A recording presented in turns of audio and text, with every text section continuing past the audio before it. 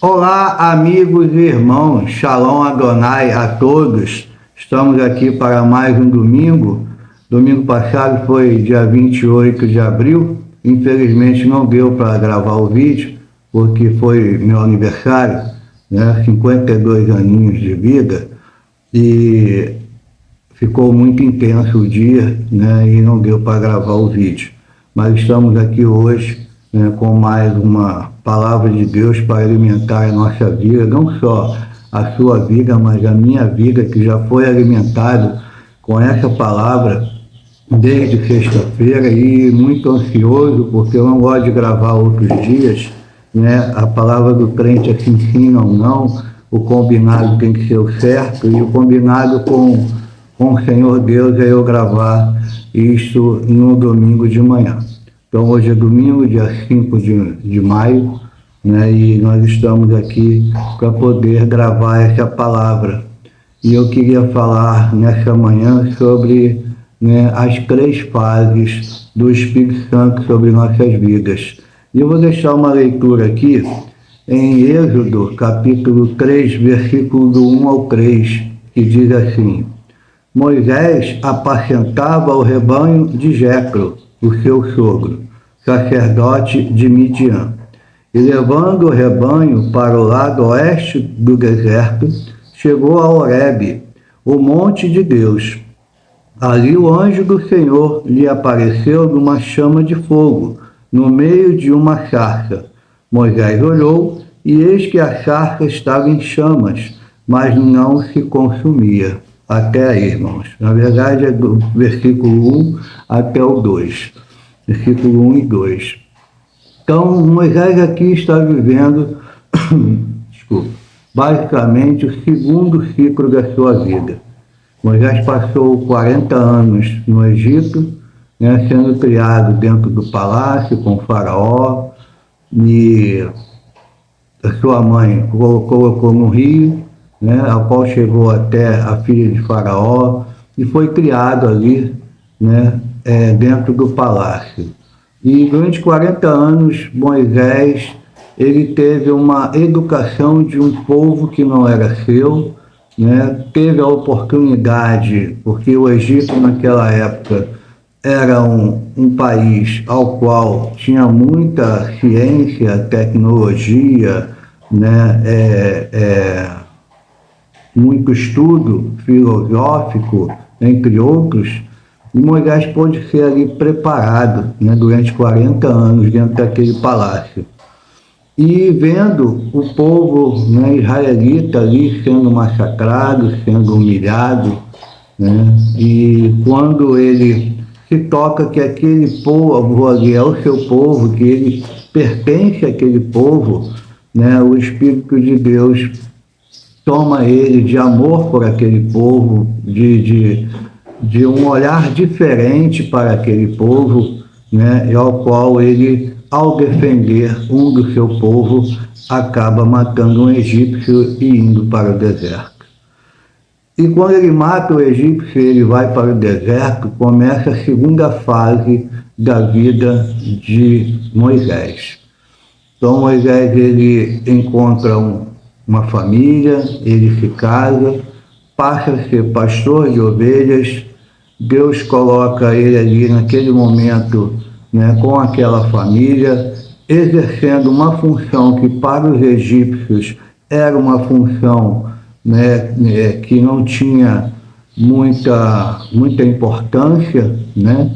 Os egípcios não viam um pastor de ovelhas, né, como algo interessante, como algo que lhe desse, né, um patamar maior, mas sim eram profissões que o egípcio lhe renegava, né? Então Moisés, ele, por ser criado 40 anos ali no palácio, né, e depois ir para o deserto, Deus coloca ele como pastor de ovelhas, para que ele comece a se quebrantar, comece a conhecer um outro mundo que ele não conhecia. Por que que Deus fez isso? Para que ele pudesse, né, desconstruir tudo aquilo, né, que ele tinha aprendido de ruim dentro do palácio e junto com os egípcios. E Moisés, em determinado momento, né, ele passa ali 40 anos com essa família, 40 anos no Egito, 40 anos com a sua família, sendo pastor de ovelhas, cuidando, né, da fazenda, e ele tem um encontro com o Senhor através da sarça ardente, né? Então, assim, primeiro eu quero dizer que o encontro nosso com Deus é um encontro particular, é um íntimo seu com Deus. Talvez muitos não acreditem, né? Nós somos cristãos e pela fé nós sabemos que essas coisas acontecem, que Deus se manifesta a nós e aos povos, né, de maneira a chamar a atenção de uma forma de que você vai pensar e olhar e sentir, né? Somente Deus poderia fazer isso. E somente Deus poderia aparecer numa sarça ardente. Mas contando a história, né, quem não tem fé, quem não acredita na palavra, vai dizer: isso é mentira, isso é uma fábula contada por Moisés, né? Então, assim, Deus ali chama a atenção de Moisés, demonstrando que não haveria forma alguma, né, de alguém fazer aquilo ali a não ser um ser superior. E Deus chama Moisés para uma missão que dura mais 40 anos no deserto. Essa missão: tirar o povo de Israel, né, do Egito e levar até a nova Canaã, a terra prometida. E durante os 40 anos no deserto, Deus exclui a ele, a excluir o povo, né? E durante os 40 anos, Moisés deixa para nós muito conhecimento, né, através de Gênesis, Êxodo, Levítico, Número, Deuteronômio, para que o povo seguinte, né, as gerações seguintes, pudessem seguir até hoje, né, todos os ensinamentos de Deus. Então Deus usou grandemente, teve 3 fases na vida de Moisés, e eu coloco essa fase para nós, né, que estamos no mundo, né, quando nós nascemos, e muitas das vezes não nascemos em lar cristão, né, a gente tem um período ao qual a gente está no mundo aprendendo muitas coisas, e a gente começa a ver no mundo o que é certo e o que é errado, né? Porque nós temos dentro de nós essa convicção do que é certo e do que é errado, né? Não tem como uma pessoa matar a outra e achar que isso é certo. Então, assim, o não matarás, né, é um dos mandamentos de Deus colocado para Moisés e o povo, né? É uma coisa de uma convicção do que é certo e do que é errado, que já está dentro de nós. Então, qualquer pessoa que não tem contato ainda com o Senhor ou com a palavra de Deus, ela tem discernimento do que é certo e do que é errado. Então, quando nós estamos no mundo, a gente começa a ver as coisas, começa a ver o que é certo e o que é errado, e a gente começa a fazer escolhas, né? Mas Deus conhece a nossa vida, conhece o nosso coração, e Deus tem propósito para cada um de nós, tá? Nós que somos cristãos, não é porque nós somos escolhidos por Deus, mas que nós aceitamos a palavra de Deus em nosso coração. Então, cada um de nós tem a oportunidade de largar o lado ruim, né, que o mundo nos oferece, e aceitar a esse Cristo e seguir adiante. Essa é a primeira fase de nossa vida.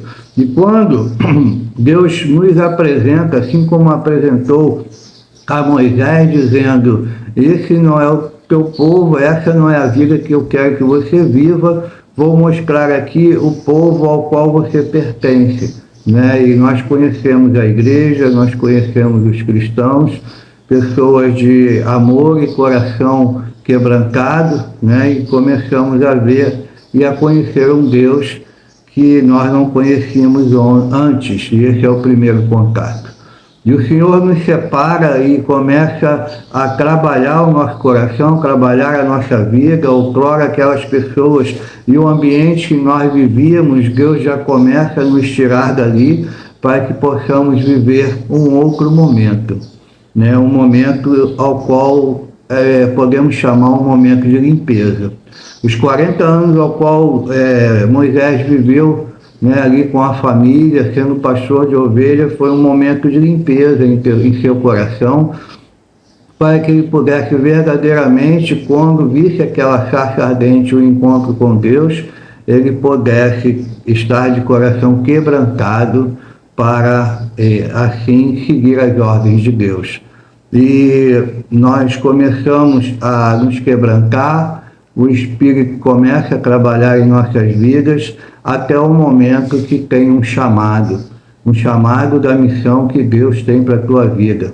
E essa missão não foi só para Moisés ou para outros personagens que viveram a palavra de Deus na Bíblia, mas essa missão é para todos nós que quebrantamos o nosso coração a aceitar Cristo em nossas vidas e, né, nos colocamos e aceitamos as ordenanças de Deus.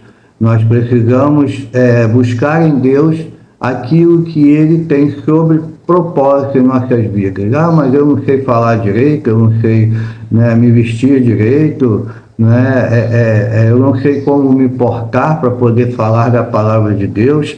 Assim como o Espírito de Deus guiou Moisés no deserto, né, junto com Arão, para guiar aquele povo, Deus, a obra é dele, ele vai fazer a obra através de você. Então, através de nós, apesar de nossos pecados e através das nossas ações, Deus, ele chega a outras pessoas e podemos fazer a obra de Deus. Então, quando nós temos esse primeiro contato com o Espírito Santo de Deus, esse Espírito, ele não é um Espírito invasor, ele é um Espírito consolador. Ele é um Espírito que ele precisa que você permita que ele atue em sua vida. Então, o primeiro contato que nós temos é um contato externo, é a presença, é a aproximação do Espírito em nossas vidas, acentuando aquilo que já temos dentro de nós, que é a convicção e a visão do que é certo e o que é errado. Só que o Espírito Santo começa a nos dar uma visão espiritual daquilo que é errado. Então, assim, as pessoas no mundo dizem, o crente ele quer viver sempre no certinho, ele sempre quer fazer as coisas que nós chamamos de santificação, porque o Espírito, externamente, ele começa a nos mostrar uma visão espiritual do que é certo e do que é errado. E se você tem um contato com Deus através do Espírito Santo, que ainda está externamente na tua vida, ele começa a te incomodar, para que você se afaste do errado. Então, esse é o primeiro contato, podemos dizer assim, foi o contato que Moisés teve quando soube que aquele ali era o seu povo.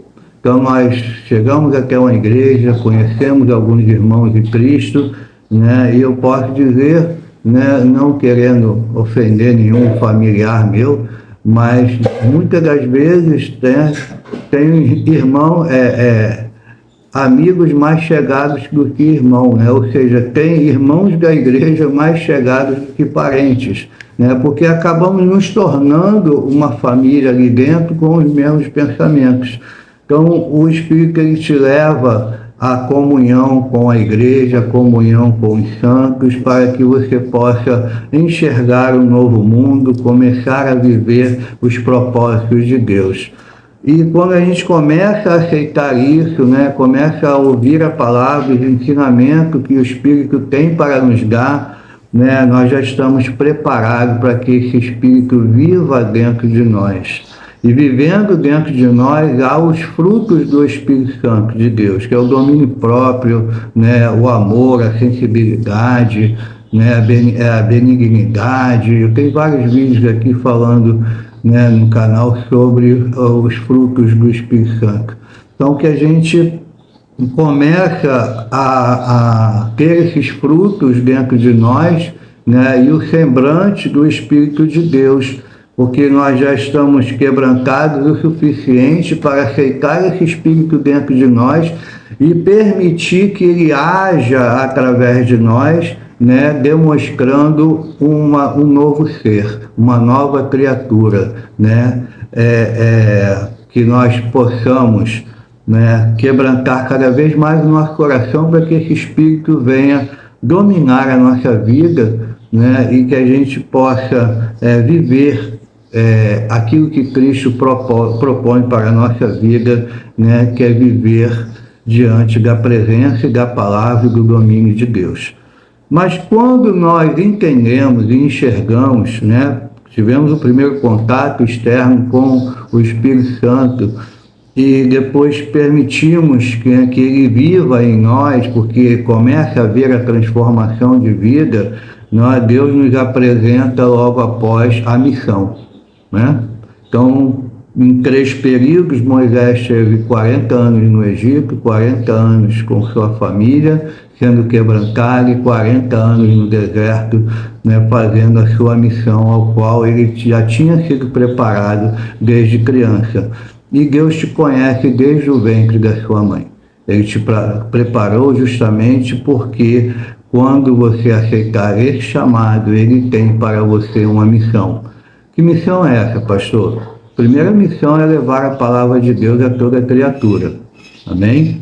Mas você só vai conseguir fazer isso quando o Espírito de Deus não estiver somente dentro de você, mas quando ele estiver sobre você, né? Dominando a sua mente, né? E você deixando ele te levar, né? Nos propósitos, nas direções ao qual Deus, né, quer para a sua vida.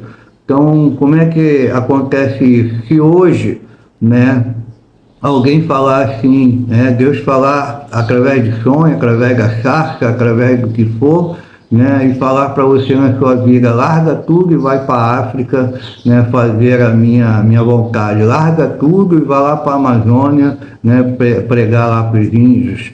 Né? Então, assim, são missões, larga tudo e vai visitar o seu vizinho, né? Vamos botar uma coisa mais próxima, que está doente, e ore pela vida dele. Então, são missões, né, que Deus coloca sobre nossas vidas.